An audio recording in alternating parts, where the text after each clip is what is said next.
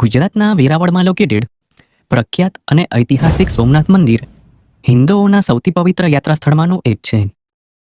અને આ મંદિર ભગવાન શિવના 12મા જ્યોતિર્લિંગમાંનું સૌપ્રથમ જ્યોતિર્લિંગ માનવામાં આવે છે. જ્યારે પણ આપણે ઐતિહાસિક સ્મારકો વિશે વાત કરીએ છીએ ત્યારે તેને ક્યારે અને કોણે બનાવ્યું તેની વાત જરૂરથી કરીએ છીએ. પરંતુ ગુજરાતનું આ સોમનાથ મંદિર તેના બાંધકામની બાબતમાં એકદમ યુનિક છે. કારણ કે હિન્દુ માઇથોલોજી અનુસાર સૌપ્રથમ સોમનાથ મંદિરનું નિર્માણ કોઈ મનુષ્યએ નહીં પરંતુ ખુદ ભગવાન ચંદ્રએ કર્યું હતું તેવું માનવામાં આવે છે. જો કે ઐતિહાસિક દ્રષ્ટિકોણથી જોઈએ તો 1951ના તેના અંતિમ બાંધકામ પહેલા આ મંદિરને ઘણીવાર તોડી પાડવામાં આવ્યું હતું અને ઘણા અલગ અલગ શાસકોએ તેનું પુનર્બાંધકામ કરાવ્યું હતું. પરંતુ હજુ સુધી તેના વિશે કોઈ ક્લેરિફિકેશન નથી કે આખરે સોમનાથ મંદિરનું સૌપ્રથમ બાંધકામ એક્ઝેક્ટલી ક્યારે અને કોના દ્વારા કરવામાં આવ્યું હતું. જો વાત કરીએ સોમનાથ મંદિરના બાંધકામ વિશે તો આ મંદિર 3 મુખ્ય ભાગમાં વિભાજિત કરવામાં આવ્યું છે, જેમાં ગર્ભગૃહ, સભા મંડપ અને નૃત્ય મંડપનો સમાવેશ થાય છે. સાથે જ આ મંદિરના ટોચની ઊંચાઈ 150 ફૂટ જેટલી છે અને ટોચ પર મૂકવામાં આવેલ કળશનું વજન લગભગ 10 ટન જેટલું છે. મિત્રો, હવે જાણીએ સોમનાથ મંદિરના ઇતિહાસ વિશે. મિત્રો, સોમનાથ પ્રાચીન સમયથી જ એક તીર્થયાત્રાનું સ્થળ રહ્યું છે, જેનું એક કારણ છે અહીં થતો કપિલા, હિરણ અને સરસ્વતી નદીનો ત્રિવેણી સંગમ.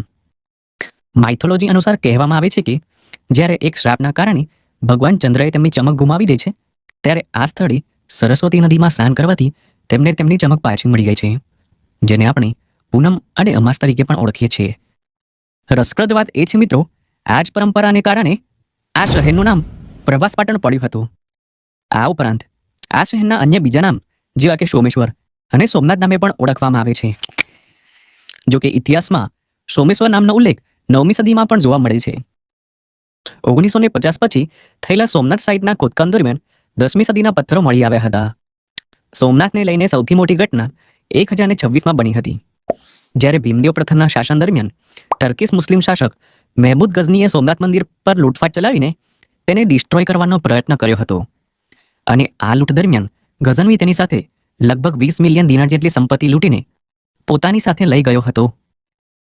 મહેમૂદ ગઝનવી દ્વારા ચલાવવામાં આવેલી આ લૂંટને 11મી સદીના પર્શિયન સ્કોલર અલ-બરૂની દ્વારા પણ કન્ફર્મ કરાઈ હતી. જો કે 1169માં મળી આવેલા એક શિલાલેખ મુજબ 1143 થી 1172 AD સુધી શાસન કરનારા કુમારપાળે લાકડામાંથી બનેલા સોમનાથ મંદિરને ભવ્ય પથ્થરની નકાશીથી બનેલા સોમનાથ મંદિરમાં રૂપાંતરિત કરાવ્યું હતું. પરંતુ ત્યારબાદ 1299માં અલાઉદ્દીન ખિલજીની આર્મીને લીડ કરતા ઉલુગ ખાને ગુજરાત પર આક્રમણ કર્યું અને વાઘેલા વંશના રાજા કર્ણદેવને હરાવીને સાથે સોમનાથ મંદિરને ફરીથી નષ્ટ કરવામાં આવ્યું હતું. ત્યારબાદ 1783માં ઇન્દોરના મહારાણી અહલ્યાબાઈ હોલકર દ્વારા સોમનાથ મંદિરને રિબિલ્ડ કરાવ્યું હતું અને વર્તમાનમાં આ મંદિરને જૂનું સોમનાથ અથવા તો અહલ્યાબાઈ મંદિર નામે પણ ઓળખવામાં આવે છે, જે મુખ્ય સોમનાથ મંદિરથી 200 મીટરના અંતરે સ્થિત છે. મિત્રો, હવે જાણીએ પોસ્ટ ઇન્ડિપેન્ડન્સ પીરિયડ દરમિયાન સોમનાથ મંદિરના થયેલા રિકન્સ્ટ્રક્શન વિશે. જ્યારે 12 નવેમ્બર 1947ના રોજ ભારતના પ્રથમ deputy prime minister Sardar Vallabhbhai Patel state stabilisation માટે આર્મીને ડાયરેક્ટ કરવા જ્યારે જૂનાગઢ જાય છે ત્યારે તે મુલાકાત દરમિયાન તેમણે સોમનાથ મંદિરનું રિકન્સ્ટ્રક્શન કરવા માટેના ઓર્ડર આપ્યા હતા. અને ત્યારબાદ જ્યારે સરદાર પટેલ, કનૈયાલાલ મુનશી અને કોંગ્રેસના અન્ય નેતાઓ આ પ્રપોઝલ લઈને ગાંધીજી પાસે પહોંચે છે ત્યારે ગાંધીજીએ પણ આ વાતને સમર્થન આપ્યું હતું. પરંતુ જ્યાં એક તરફ આ રિકન્સ્ટ્રક્શન પ્રોજેક્ટ સાથે જોડાયેલા હોવાનું ગાંધીજીને પોતાના માટે ગર્વની વાત કહી હતી, તો ત્યાં જ રિનોવેશન પહેલા જ મહાત્મા ગાંધી અને સરદાર પટેલનું મૃત્યુ થઈ જાય છે અને ત્યારબાદ રિકન્સ્ટ્રક્શન માટેનું કામકાજ કનૈયાલાલ મુનશીએ સંભાળી લે છે, જે તે વખતે જવાહરલાલ નહેરુના કેબિનેટમાં food and civil supply minister હતા. આ કન્સ્ટ્રક્શન ફેઝ દરમિયાન 1950ની આસપાસ મંદિરની જગ્યાએ આવેલ મસ્જિદને કન્સ્ટ્રક્શન વ્હીકલની મદદથી કેટલાક કિલોમીટર દૂર શિફ્ટ કરી દેવામાં આવે છે અને અંતિમ 11 મે 1951ના રોજ કનૈયાલાલ મુનશીના નિમંત્રણ પર પ્રજાસત્તાક ભારતના પ્રથમ રાષ્ટ્રપતિ ડોક્ટર રાજેન્દ્ર પ્રસાદ દ્વારા મંદિરની પ્રાણ પ્રતિષ્ઠા કરવામાં આવે છે. મિત્રો, આ વાત હતી પ્રખ્યાત હિન્દુ સ્થાપત્યની, જે ઐતિહાસિક બનાવવાની સાથે સાથે હિન્દુત્વના વારંવાર ચઢાવ ઉતારનું પ્રતીક રહ્યું છે.